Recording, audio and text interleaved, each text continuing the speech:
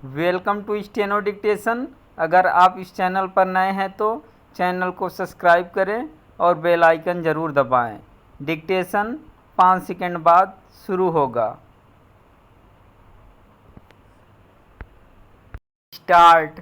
अध्यक्ष महोदय, जिस भावना से मैंने यह बिल पेश किया है उसको विरोधी पक्ष के लगभग सभी सदस्यों ने एक मत से महसूस किया है कि देश में बेकारी की जो समस्या है वह एक भयंकर समस्या है और उसके कारण हमारे देश का विकास, चाहे वह सामाजिक हो, आर्थिक हो या सांस्कृतिक, रुका हुआ है और ऐसी स्थिति में हम आगे बढ़ नहीं सकते हैं।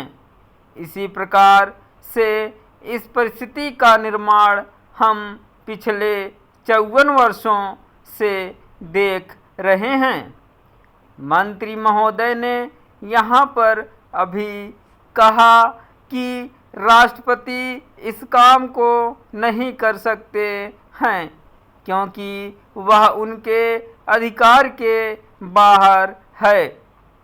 आप राज्यों में राज्यपाल शासन स्थापित करते हैं जब यह देखते हैं कि किसी राज्य में वहाँ की व्यवस्था, वहाँ का विकास ठीक नहीं हो रहा है, जब किसी राज्य में गड़बड़ी फैल रही हो, विकास का काम समाप्त हो गया हो और जिम्मेदारी से लोग काम ना करते हों तो वहाँ पर राज्यपाल शासन स्थापित किया जाता है।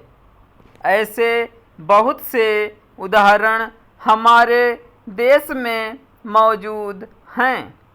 उसी प्रकार से हमारे राष्ट्रपति हैं और अगर देश में इस तरह की स्थिति वर्षों तक चले तो कोई कारण नहीं है।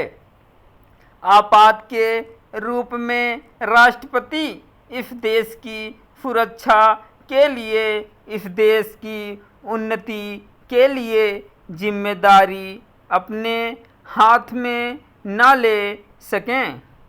हमारे भाइयों ने बहुत से उदाहरण दिए हैं कि राज्यों में संयुक्त सरकारें नहीं चलीं, लेकिन उसके पीछे राजनीतिक हथकंडे थे।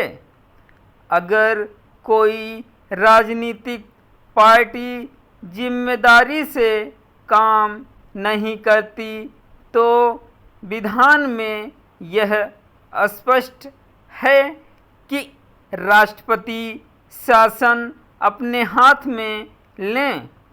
मैं एक उदाहरण देता हूँ कि संविधान में आदिवासी हरिजनों के उत्थान के लिए प्रण किया गया था कि 10 वर्ष में उनकी सामाजिक तथा आर्थिक स्थिति को सुधार देंगे,